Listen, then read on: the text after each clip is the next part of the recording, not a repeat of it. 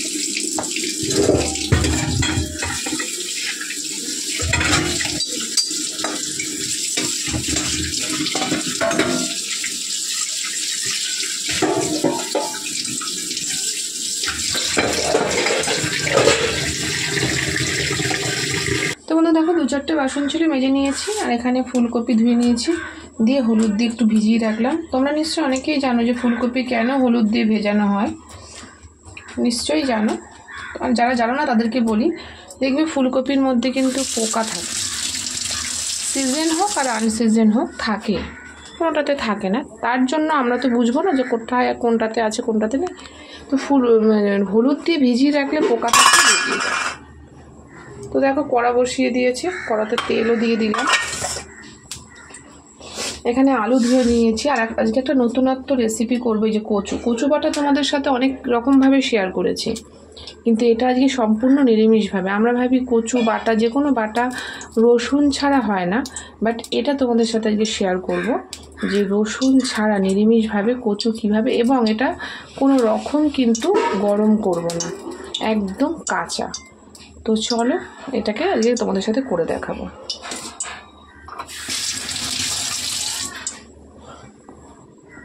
তো আজকে হবে নিরামিষ আলু ফুলকপির তরকারি, ছেলের জন্য আলু ভাজা মাস্ট। এটা নিরামিষভাবে কচু বাটা হবে, আর একটা তরকারি হবে নিরামিষ।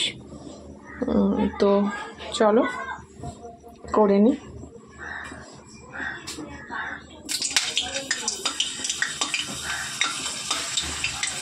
তো সকাল থেকে তোমাদের সাথে ভিডিও এইভাবে শেয়ার করেছি, তো তোমরা পেয়ে যাবে, পাবে। তোমরা শুধু আমার ভিডিওটা বেশি করে শেয়ার করো, ওয়াচ টাইমটা বাড়াও।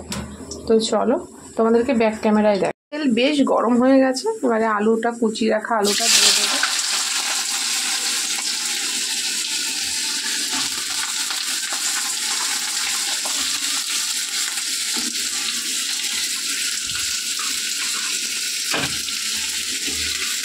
নুন দেবো, এটা আমার ছেলের দরকার ওর খাবার নিয়ে।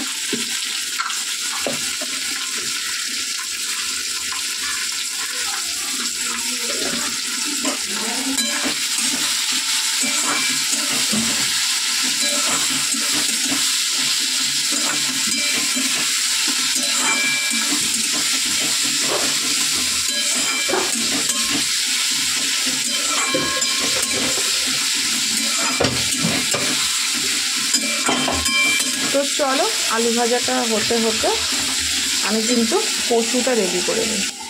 তো বন্ধু দেখো সব উপকরণ কিন্তু আমি নিয়ে নিয়েছি, এর মধ্যে কচুটা দিয়ে দেবো।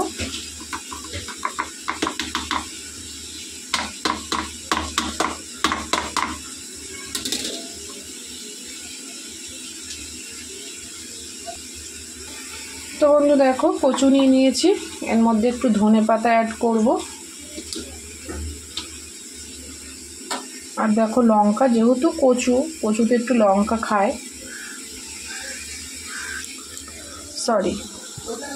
তো দেখো বন্ধু কচু নিয়ে নিয়েছি, ধনেপাতা দিয়ে দিয়েছি, আর লঙ্কা, কচুতে তো লঙ্কা খায় তো লঙ্কা। তারপরে হচ্ছে দেখো সর্ষে, গোটা সর্ষে, কটা ভাজা বাদাম,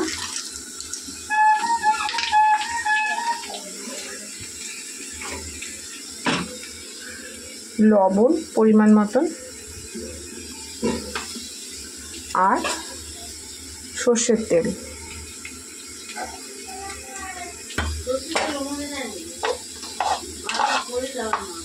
তো দেখো বন্ধু এটা আমি কিন্তু উপকরণটা করে নিলাম, এইবারে শুধু মিক্সারে হচ্ছে ব্লেন্ড করব। তো চলো ব্লেন্ড করে তোমাদেরকে দেখাবো। এটা রেডি হয়ে গেছে, এদিকে কিন্তু আলু ভাজাও কিন্তু আমার মোটামুটি রেডি।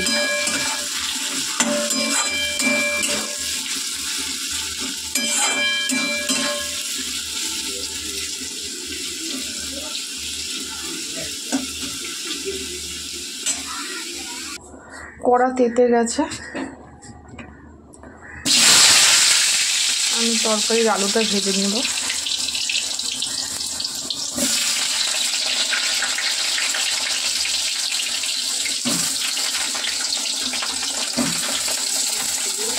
তো বন্ধু আলু ভাজা হয়ে গেছে, এবারে ফুলকপি ভেজে নেব।